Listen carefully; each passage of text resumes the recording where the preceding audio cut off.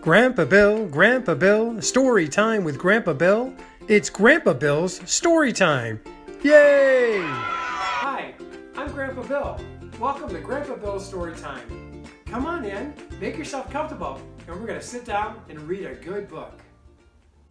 Okay, our book today is Rugrats Blast Off by Stephanie St. Pierre, illustrated by George Ulrich.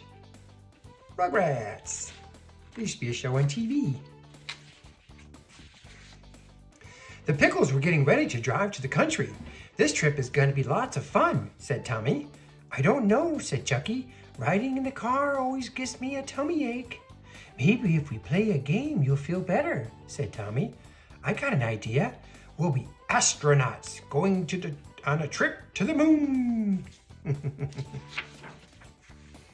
That's not half a bad idea, said Chucky, but we need some space stuff.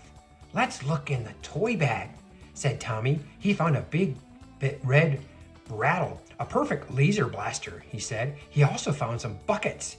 Tommy, Mom, Dee Dee put Tommy and Chucky in the car. Everything was almost ready.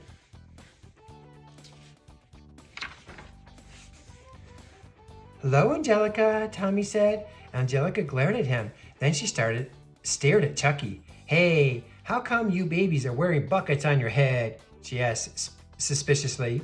They're space helmets, said Tommy. We're going to the moon, said Chucky. What do you mean we're going to the moon? Angelica shouted at Chucky. We're just going on a stupid trip, stuck in these dumb car seats for hours and hours and hours. I'm already so bored I want to scream.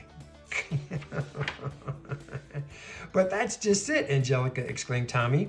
If we make it into a game, we won't get bored. We can play too. You can play too. Chucky held out another bucket toward Angelica. She grabbed the bucket and glared at Chucky. Well, I guess I could play your silly game, she said as she stuck a bucket on her head. But I will be the supreme commander, of course. Start the countdown. 5, 4, 3, 2, 1. Chucky and Tommy counted. Wait a minute, Angelica interrupted. You're supposed to start with 10. We only know how to count down from 5, Tommy said. Ugh, you babies can't do anything right. Blast off, shouted Angelica. Angelica, supreme commander of the mission, gave orders to her crew. Moon Man 1, Tommy was the pilot. Moon Man 2, Chucky was the navigator. Moon Man 2, look at the map and tell Moon Man 1 how to steer the spaceship, said Angelica. Hey, watch out for that comet. Phew, that was close, said Chucky. He looked at the map. Take a left at the Milky Way and watch out for the sun. Wow, look at that, said Tommy. It's Spike taking a spacewalk around the satellite. Spike is their dog. They're using their imagination, right? Moon Man 1 to Moon Man 2. Sounds like a message is coming from Earth Station. Gee, Stu, that looks like a nice place to stop for a picnic, said Dee Dee. Stu pulled into the scenic overlook rest stop. Everybody out, he said as he turned off the car. While Stu and Charles Sr. got the picnic things, Dee Dee helped the kids out of the car. You can play in the sand while we get dinner ready, she said as she set them down on the edge of the large sand pit. Shall we explore the asteroid, Commander? Asked Tommy. Gee, pretending like he's on the planets, right? Angelica, Tommy, and Chucky surveyed the strange terrain. It was wasteland as far as the eye could see. Just miles and miles of hot, dry sand beneath the purple sky. Look, a volcano, said Tommy. Let's go, said Angelica. But keep your blasters ready. We don't know what we might find out there. I wonder if there are any aliens here, said Tommy.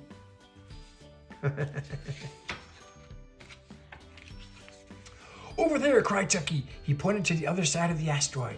It looks like another spaceship, said Tommy, but I don't see any signs of life. I wonder where...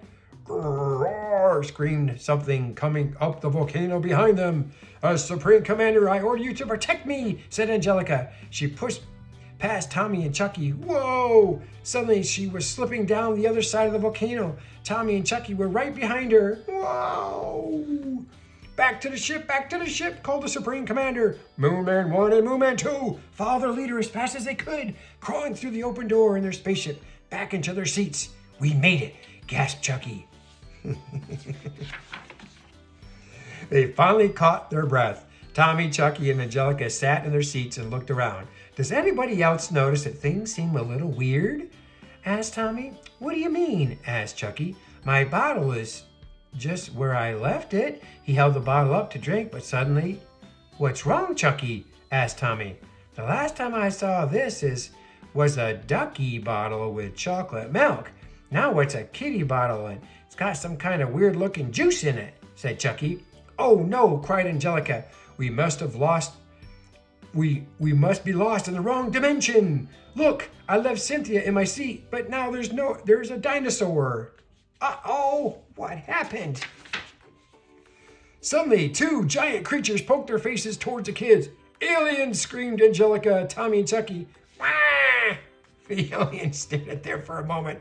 Whoa there, said a friendly voice. Just settle down, I think somebody's looking for you. Just then Tommy heard his mommy calling. Over here, one of the aliens called back.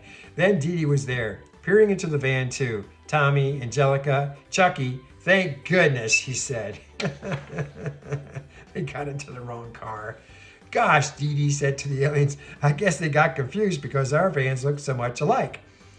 Are these three babies yours? They sure are, said the man. The parents swapped kids and sat down for a picnic. Now let's eat before it gets dark, said Dee Dee. Chucky, Tommy, and Angelica looked around and were glad to be back on planet Earth. In the right dimension, too. Soon they were back on the road. Are we still going to the moon? Angelica asked. Look, there it is. It's following us, said Chucky. Tommy yawned. I'm too tired to fly to the moon now. Maybe tomorrow. He looked out the window at the big, round, shining face in the dark sky. Good night, moon, he said. Then he drifted off to sleep. Aw, what a nice little adventure. Rugrats Blast Off. Thank you for sharing this book with me today. Come back again for more stories with Grandpa Bill. Goodbye.